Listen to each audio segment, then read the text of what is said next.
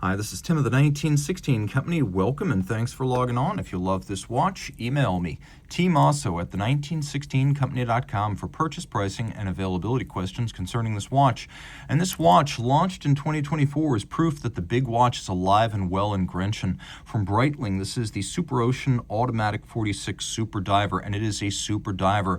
Though Breitling watches have trended smaller in recent years, this is one for the old guard, 46 millimeters in diameter in titanium. It's 15 millimeters thick from lug to lug, just the case, 51.8 millimeters, include the end links of the bracelet. You have a total distance across the wrist of 53.9 millimeters, and there's a 24 millimeter spacing between the lugs. This isn't as comical on my 16 centimeter wrist as I expected. A big pilot's watch is also a 46, and that makes me look like a toy rather than the other way around. So this is not bad. I will say that if your wrist is my size, you might like the way this looks. And if your wrist is even a little bit larger, let's say 17 centimeters, you're going to find this is a good match. So let's say 17 and up, perfect fit. 16, borderline. In profile, it sits lower than I expected. It probably will clear a shirt cuff. Taking a look, we have a professional style bracelet, so it's the Breitling 3 link with the larger center link and then the diagonal orientation. And this is probably grade 5 titanium, though Breitling hasn't issued any guidance on that matter.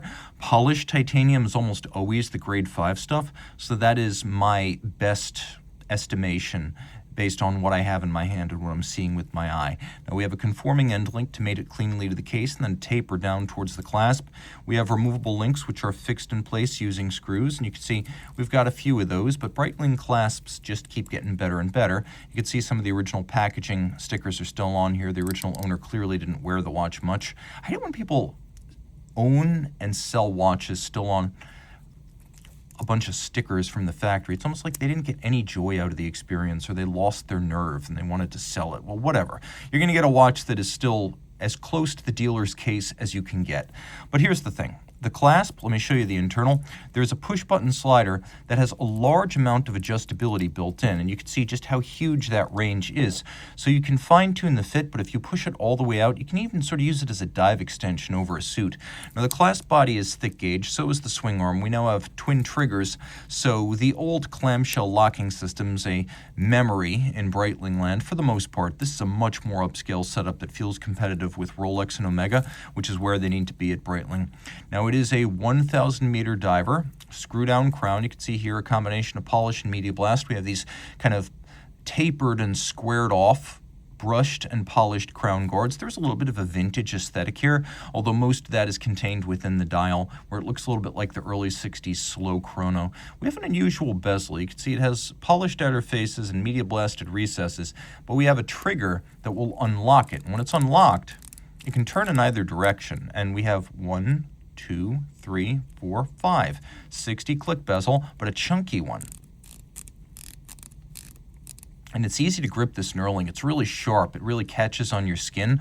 So if your hands are wet, sweaty, or gloved, you can still manipulate the bezel. Now, the reason this is a dive bezel, and for example, not some sort of yacht timer, is because when you slide this little trigger back into place, it fixes the bezel so it can't accidentally extend your dive. Taking a quick look, we have a ceramic insert, and then we have a large bezel pearl. Let's do a lume shot here and get a sense of the watch. You can see in the dark the entire chapter ring illustrating the minutes and seconds of the dial, easily viewed. We have that bezel pearl, which is quite evident outboard as your timing instrument. I've always preferred a dive bezel to a chronograph. They're just easier to read, cheaper to service down the line, and serve most of my purposes when I am timing something. I rarely time anything that's more than 60 minutes. You can see that the seconds hand is loomed, which is a great thing, because not every dive watch has that, but you should know if your dive watch is running, if you're diving below ambient light or you're diving after dark.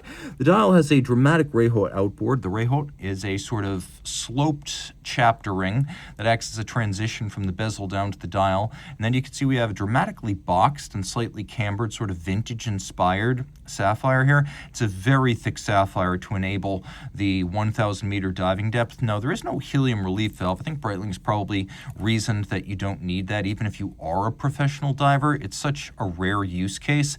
I don't blame them for excluding it. It does make the watch a little bit thinner and probably helps on price a bit.